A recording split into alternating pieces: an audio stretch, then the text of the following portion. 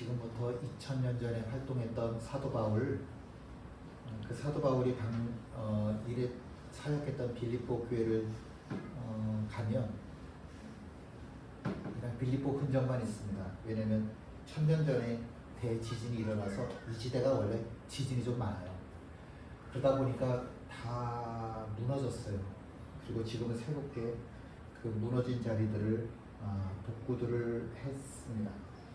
이 복구한 것들을 보면 그 당시에 빌립보라고 하는 도시가 얼마나 화려했었는지 충분히 알 수가 있습니다.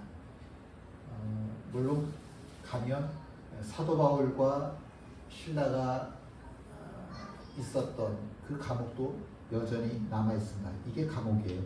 땅을 파고 이렇게 죄수들을 가두게 되지요.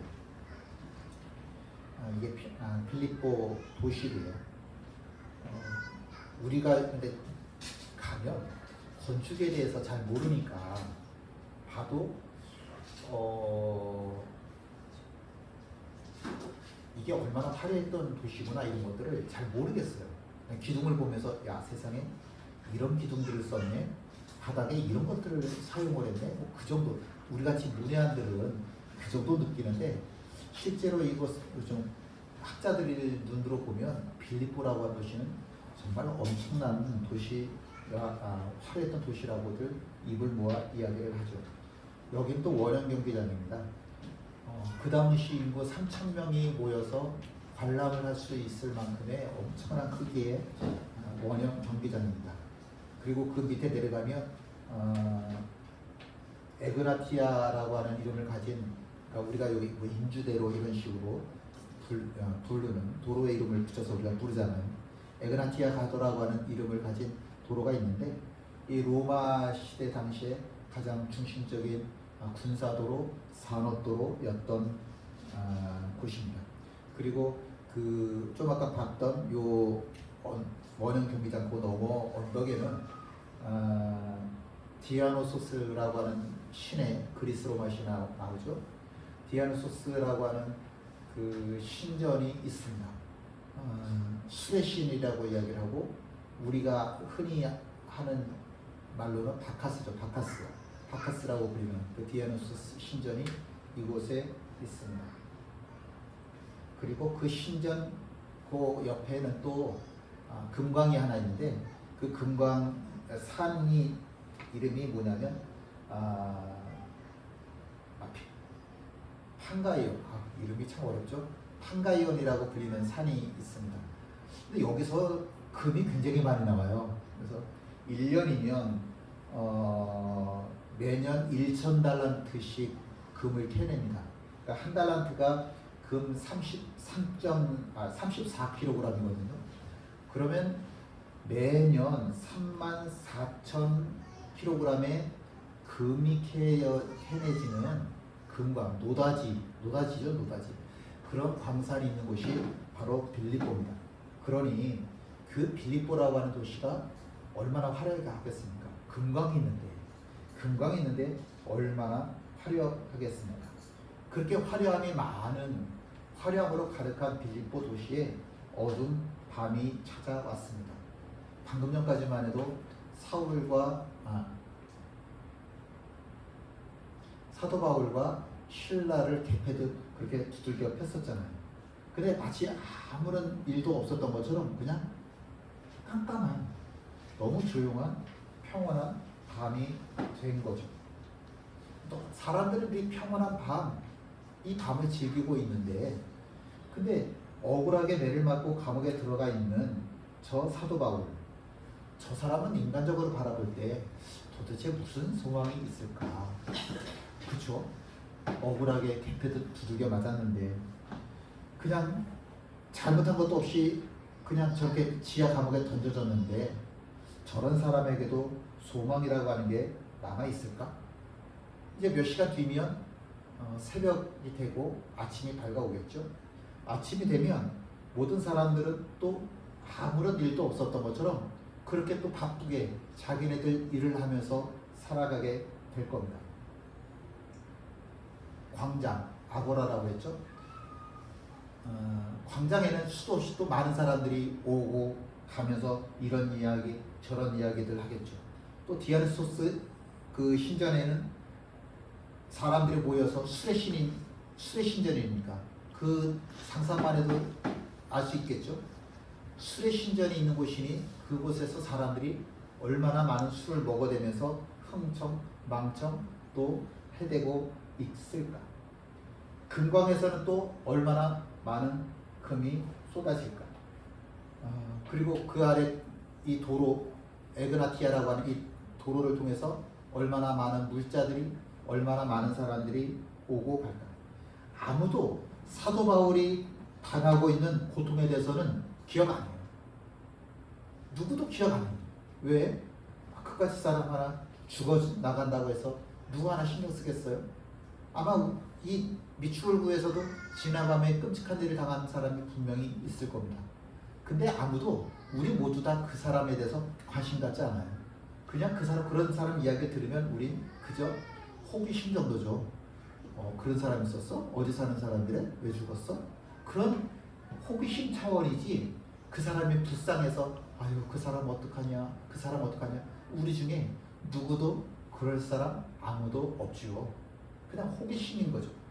근데 지난밤에 사도 바울이 그렇게 두들겨 맞았다고 해서 빌립보 사람들이 사도 바울의 이름을 기억하고 그 다음날 아침에 사도 바울 어떻게 됐을까? 이거 관심 가질까요? 아무도 관심 갖지 않을 겁니다. 그렇게 빌립보 사람들이 기다리고 있는 생기의 아침이 점점 다가오고 있습니다. 사도 바울을 기억하는 사람 아무도 없는 거예요. 그런데 정말 사도 바울을 기억하고 있는 사람이 아무도 없었을까? 그렇진 않죠. 하나님이 기억하시죠. 하나님이 기억하시죠. 사도 바울은 그걸 믿어요. 세상 모든 사람들이 다 나를 버린다고 하더라도 하나님은 나를 아시고 하나님은 나를 기억하셔요. 주님 뜻대로 살기로 했네. 주님 뜻대로 살기로 했네. 주님 뜻대로 살기로 했네. 뒤돌아서지 않겠네. 세상 사람 다 날 몰라준다 하더라도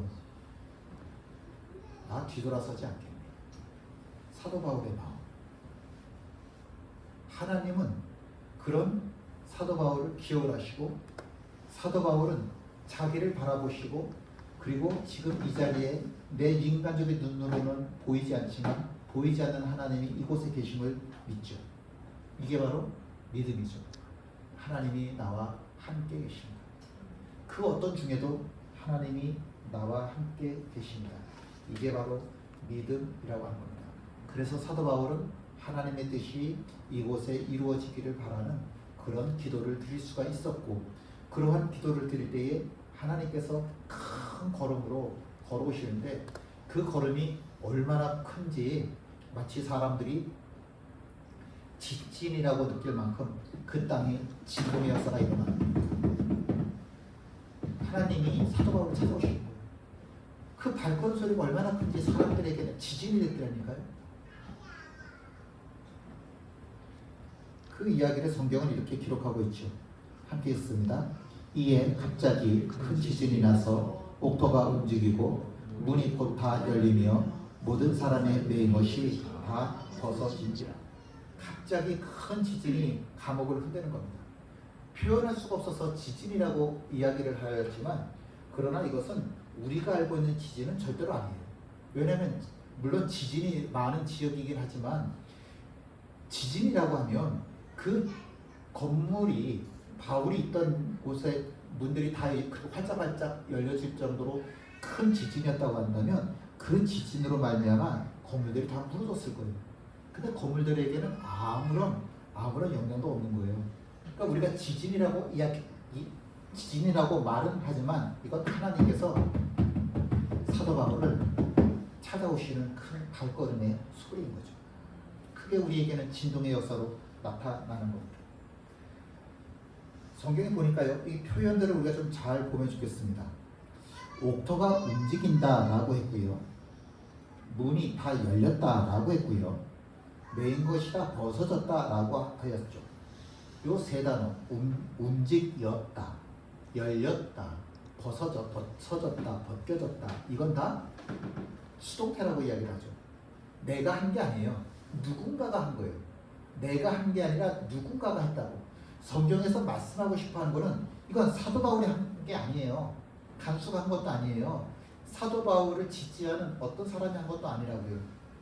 지금 옥토를 움직인 사람, 진동 역사를 일으킨 사람, 일으킨 분, 문을 여신 분, 모든 메인 것들이 다 풀려지게 하신 분이 따로 있다는 거예요. 하나님. 성경에 지금 하나님이라고 하는 단어는 없지만 그러나 이건 다 수동태예요. 내가 바울이 한 게 아니라 하나님이 하셨다라고 하는 것을 성경은 강력하게 말씀하고 있는 겁니다. 우리가 이 구절들에서 하나님을 볼 수 있었으면 좋겠습니다. 하나님이 하셔요. 하나님이 하셨습니다. 하나님이 그렇게 하신 겁니다. 빌립보의 모든 사람들 다 잠들었어요. 사도 바울을 지키던 간수도 잠들었어요. 그런데 사도 바울과 빌라는 잠들지 않아요. 그리고 하나님께서도 잠들지 않았어요. 함께 읽죠. 여호와께서 너를 실족하지 아니하게 하시며 너를 지키시는 이가 졸지 아니하시리로다. 이스라엘을 지키시는 이는 졸지도 아니하시고 주무시지도 아니하시리로다. 우리 하나님 절대로 졸지도 주무시지도 아니하시는 분이십니다. 창조 이래로 이 땅을 만드신 이후로 단 한 번도 하나님은 졸지도 않으시고 주무시지도 아니하십니다.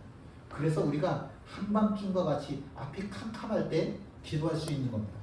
내가 밤 12시에 일어나서 무릎 꿇고 기도하잖아요. 왜? 하나님 지금 주무시지 않는 거 내가 아니까. 멀쩡한 사람 집에 가서 12시에 내 이야기 좀 들어줘. 그럼 정말 사람 반장하지. 나 지금 깊이 잠들어야 되는 시간에 왜 이 난리야. 근데 난 너무너무 답답하니까 내 이야기 좀 들어달라니까. 그건 이 사람 사정인 거고. 이 세상 그 어떤 사람도 밤 12시에 새벽 2시에 새벽 3시에 찾아가서 문 두드리면 내 이야기 들어달라고 하면 들어줄 사람이 아무도 없습니다. 오직 하나님 외에. 왜?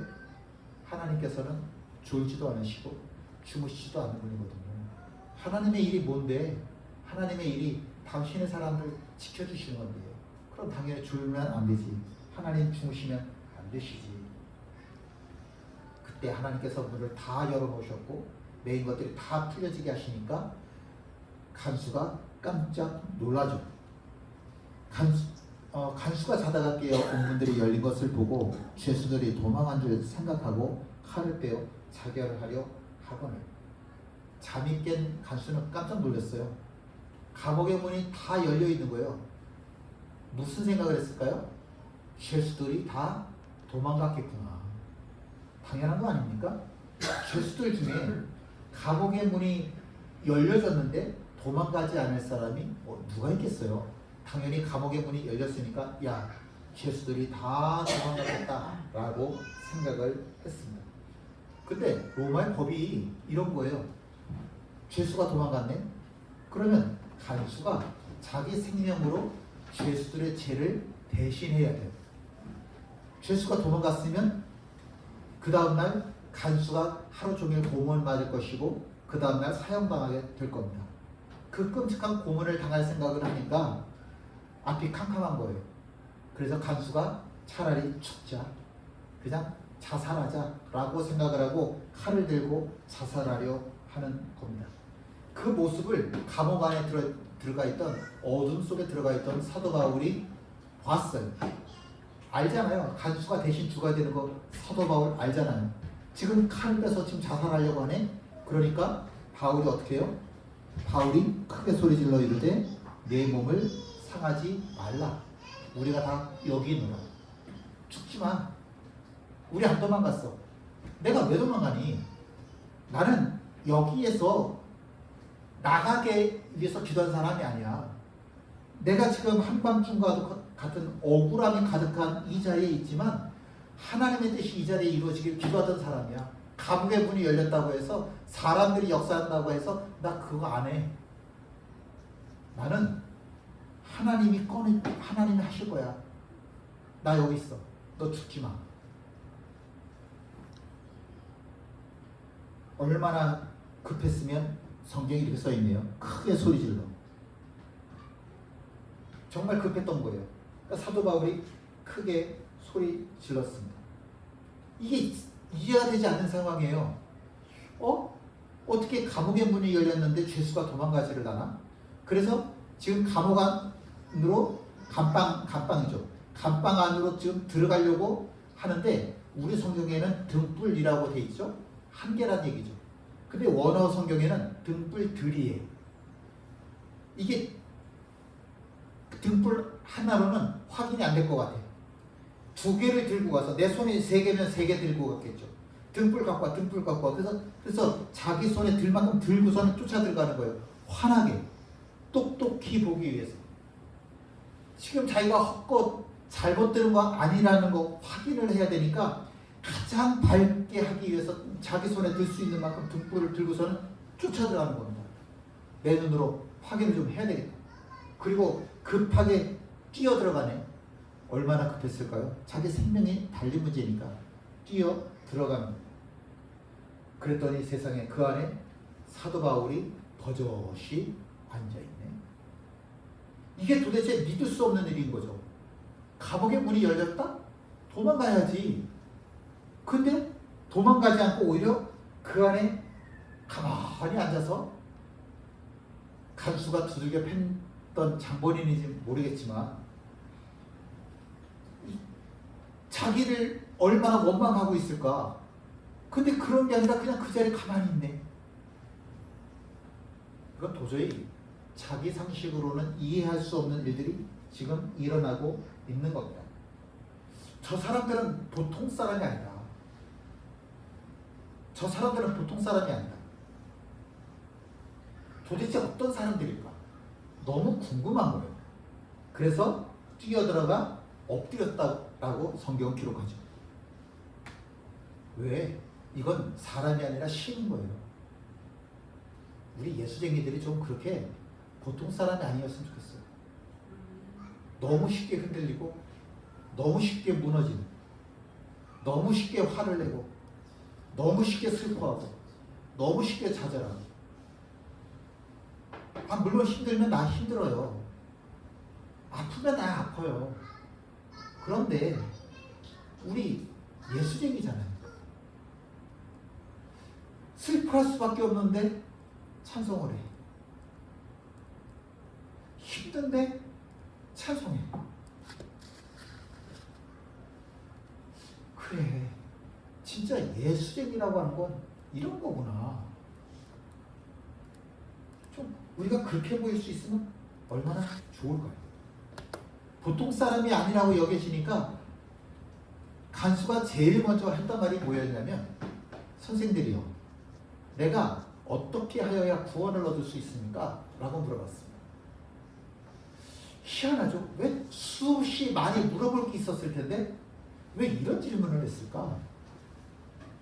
내가 어떻게 해야 구원을 받을 수 있겠습니까? 나 살고 싶어요 라는 거죠. 어떻게 해야 내가 살 수 있겠습니까? 당신처럼 될 수 있겠습니까? 그런 얘기겠죠. 어떻게 하여야 구원을 받을 수 있습니까? 사도 바울이 뭐라고 얘기를 해요? 너무너무 유명한 말씀. 주 예수를 믿으라. 그리하면 너와 내 집이 구원을 받으리라. 어떤 것으로도 너에게 해답이 될 수는 없어. 오직 너에게 해답이 될 수 있는 것은 하나밖에 없다. 주 예수를 믿으라. 그리하면 너와 내 집이 구원을 받을 것이야. 미문에 앉아있던 안진뱅이에게 돈을 억만금을 준다고 해도 이 사람 못 일어나요. 이 사람의 삶을 바꿔줄 수 있는 건 돈이 아니라 뭐예요? 예수 그리스도의 이름. 은과 금은 내게 없거니와 내게 있는 것 곧 내게 주노니 나사렛 예수 그리스도의 이름으로 일어나 걸어라. 예수 이름. 그 예수 이름 우리가 붙잡습니다. 물론 어떤 사람들에게는 공포탄이라니까요. 아무런 일도 일어나지 않아요. 총을 100방을 쏴도 1000번을 쏘아대도 아무런 일도 일어나지 않는다고. 왜? 이 사람은 가짜예요. 거짓말이에요. 무리만 경건하지 실제로 경건한 사람이 아닌 거예요.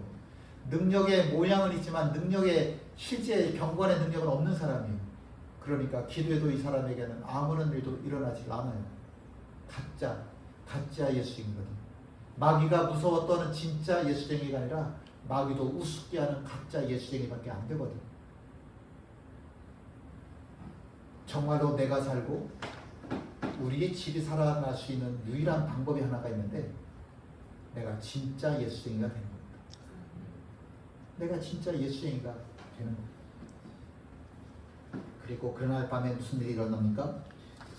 한 게 있죠. 그 밤 그 시각에 간수가 그들을 데려다가 그 맞은 자리를 씻어주고 자기와 그 온 가족이 다 세례를 받은 후 그들을 데리고 자기 집에 올라가서 음식을 차려주고 그와 온 집안이 하나님을 믿음으로 크게 기뻐합니다.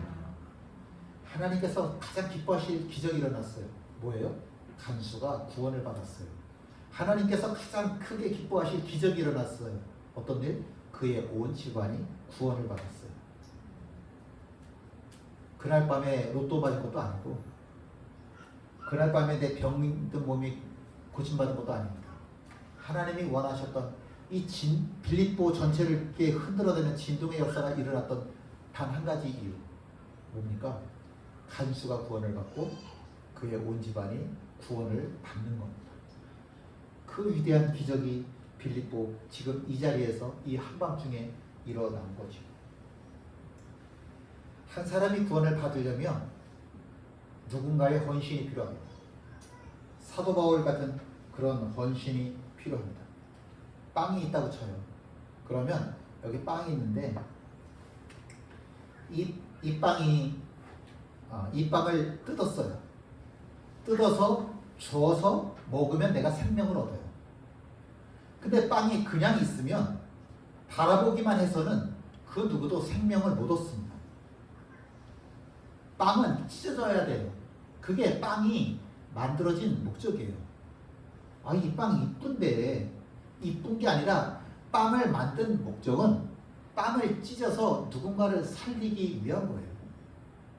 헌신이라고 하는 것이 없다고 한다면 절대로 그 누구도 살아날래야 살아날 수가 없습니다.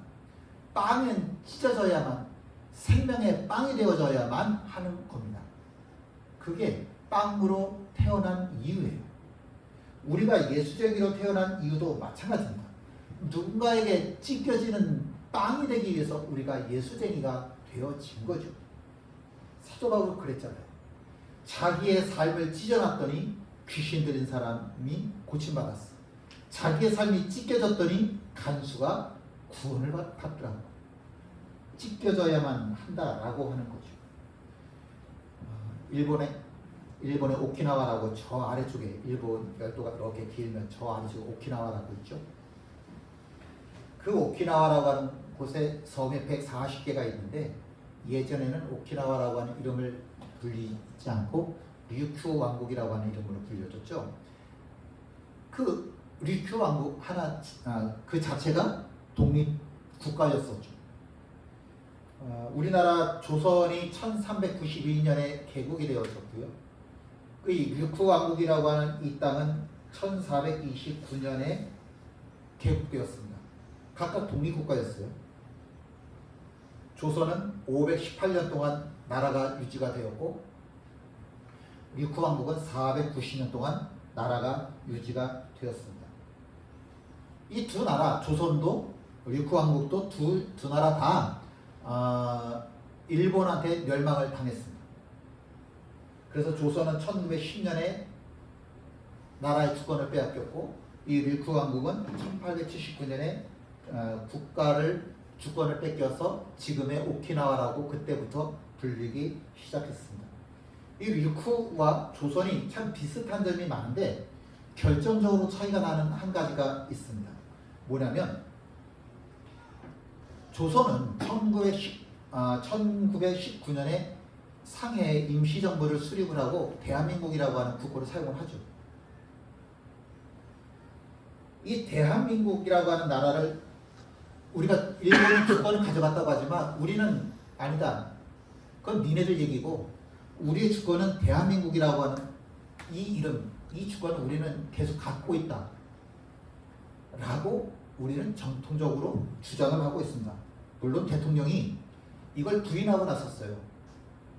저 뉴라이트라고 하는 사람을 광복기념관 회장으로 세웠잖아요. 그 사람들은 뭐라고 하는 거냐면 무슨 말이냐? 그 시대 우리 조상들은 다 일본 사람이다. 이렇게 얘기를 하는 거죠. 참 안타까운 이야기입니다. 우리나라 주권을 다 부정을 해요. 1943년에 카이로 선언, 이집트의 카이로라고 하는 곳에 영국의 처칠, 미국의 루즈벨트, 중국의 장개석 총통이 모여서 카이로 선언이라고 하는 걸 하는 겁니다. 이 카이로 선언을 할 때 가장 중요한 주제는 이런 거였습니다. 1번, 그냥 니네는 무조건 항복해. 아무 조건도 달지 말고 무조건 항복해 라고 이야기를 합니다. 그런 자리에 가장 중요하게 우리가 관심을 갖는 건 뭐냐면 그 카이로 선언 안에 한국, 대한민국의 국권, 독립에 대해서 글씨로 명문화를 새겨 넣었다라고 하는 게 가장 중요한 겁니다. 그때 미국의 루즈벨트 대통령이 장개석 그 총통한테 이야기를 하죠. 그 일본의 리쿠 니네가 가져. 그랬더니 장개석 총통이 싫어. 관심 없어. 그러지 말고 미국하고 우리하고 그냥 둘이 나눠서 신탁통치하자. 대신 나라를 다스리자. 우리가. 그렇게 이야기를 해요. 만약에 그때 장개석 총통이 받아들였으면 저 오키나와는 지금 중국 땅이 되었을 겁니다. 근데 그 영국의 처칠이 관심을 갖는 건 뭐였냐면 우리나라였어요. 우리나라를 자기네가 갖겠다는 거예요. 그랬더니 장개석 총통이 안 돼. 대한민국은 무조건 독립국가가 되어야 돼. 그리고서는 장개석 총통이 영국 처칠의 영국 처칠의 이야기를 막아 세웁니다. 안 돼. 그래서 우리나라가 독립을 할 수 있는 기반이 만들어지는 거예요. 근데 왜 그렇게 장개석 총통이 대한민국의 독립을 원했냐면 대한민국에는 있을 게 있고 리쿠에는 있어야 될 게 없어요.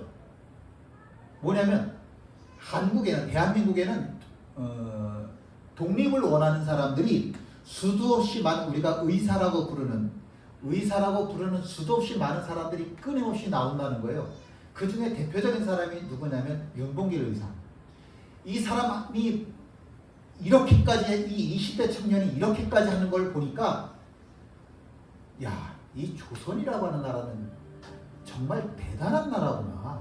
지켜줘야 되겠구나 라고 싶은 거예요. 그 장개석이가 총통이 이렇게 이야기를 합니다.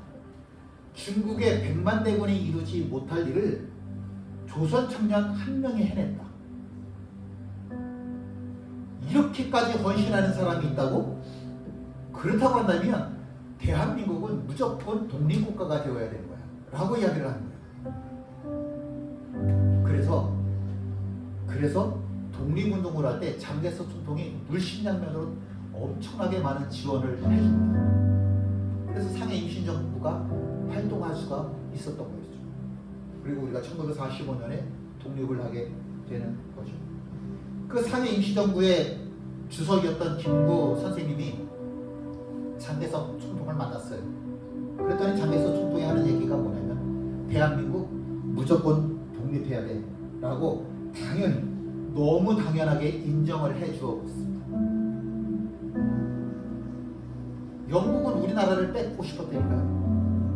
근데 그걸 막아선 사람이 누구냐면 장개석 총통이었고, 그 장개석 총통이 그럴 수밖에 없었던 이유는 대한민국 안에는 헌신하는 사람, 빵과 같이 자기 생명을 기꺼이 찢는 사람들이 있었기 때문이었다라고 하는 겁니다. 예수님께서 십자가에서 당신의 몸을 찢으셨기 때문에 우리가 구원을 받을 수 있는 겁니다. 사도 바울이 자기 몸을 찢었기 때문에 귀신 들린 여자가 고침받을 수 있었고 간수가 그의 가족이 구원을 받을 수 있었던 겁니다. 윤봉걸 의사가 자기 목숨을 찢었더니 이 나라의 독립이 이루어질 수 있었던 겁니다. 이게 구원의 원리고 복음의 원리. 하나님께서 원하시는 것은 굉장히 간단합니다. 지금 나는 너가 찢겨지는 빵이 되어지면 좋겠다. 나는 너가 지금 이 자리에서 그렇게 찢겨지는 빵이 되어 누군가의 생명의 근원이 되어지는 자가 되면 참 좋겠다. 하나님께서 우리에게 바라시는 가장 큰 소원이시죠. 함께 일어나 찬양하십니다.